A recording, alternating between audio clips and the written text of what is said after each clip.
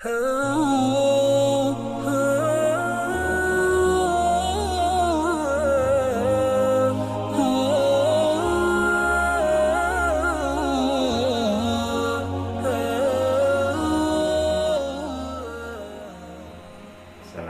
warahmatullahi wabarakatuh. Selamat pagi. Mudah-mudahan kalian semua siswa-siswi kelas 10 AK maupun AP, mudah-mudahan hari ini selalu dalam keadaan sehat walafiat. Maka pertemuan kita pada hari ini pada bidang studi pendidikan agama Islam dan budi pekerti, kita akan mengkaji daripada Quran surat Al-Anfal ayat 72 yang berisikan tentang mujahadah an-nafas atau mengontrol diri. Sebelumnya mari kita baca ayat tersebut, tentunya dengan sesuai dengan kaidah hukum tajwidnya. Buat kalian yang di rumah, harap membuka Al-Qur'annya. A'udzu billahi minasy syaithanir rajim. Bismillahirrahmanirrahim. Innal ladzina amanu wa hajaru wa jahadu bi amwalihim wa anfusihim fi sabilillah walladzina awaw wa nasaru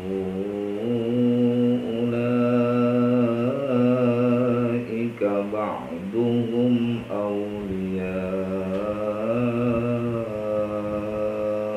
ba'd walladzina amanu wa lam yuhajiru ma lakum min walayatihim min syai'in hatta yuhajiru wa in istansarukum fid dini fa'alaykumun nasru illa ala qaumin bainakum wa bainahum mitsaq wallahu bima ta'maluna basir. Shadaqallahul azim. Dalam ayat ini kita lanjutkan dengan kajian daripada hukum tajwid yang terdapat di dalam ayat ini. Pada ayat ini kalian akan mengenal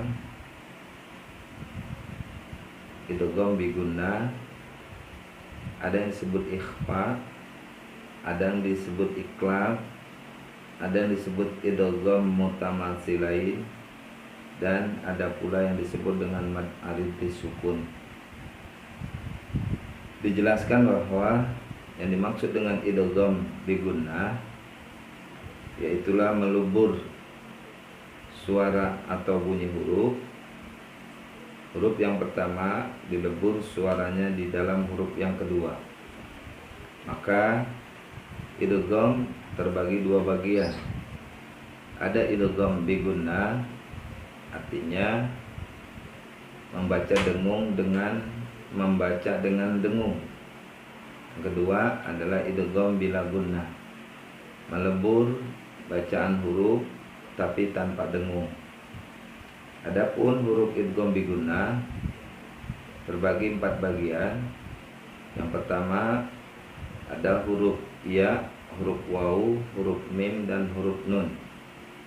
Maka kata kuncinya, kalau kita ingin mengetahui itu idgham bi gunnah adalah bila mana nun sukun dan tanwin bertemu dengan keempat huruf tersebut, maka disebut hukumnya idgham bi gunnah.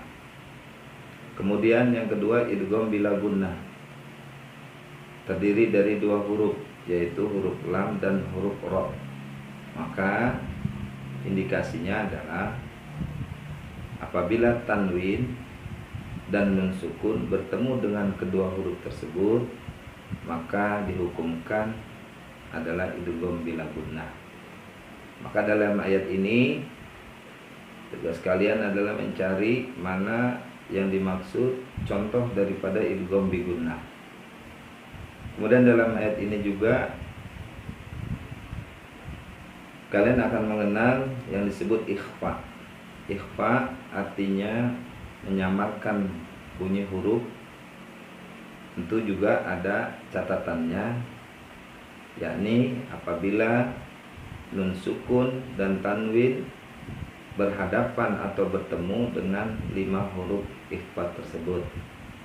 Huruf ikhfa ada 15, yakni ta, sa, jim, dal, zal, zai, sin, shin, sod, bod, to, zo, fa, kaf, dan kof. Maka apabila nun sukun dan tanwin bertemu dengan 15 huruf tersebut, maka disebut ikhfa. Maka dalam ayat ini pun kalian mencari daripada mana hukum ikhfa tersebut. Kemudian dalam ayat ini juga terdapat hukum bacaan yang disebut iqlab. Iqlab secara bahasa artinya membalik. Maksudnya adalah apabila nun sukun atau nun mati bertemu hanya dengan satu huruf, yakni huruf ba, maka yang awalnya terdengar nun sukun atau n, maka ketika bertemu dengan huruf ba maka menjadi terdengar suara n. Maka dalam ayat ini pun kalian akan mencari mana hukum bacaan iqlab.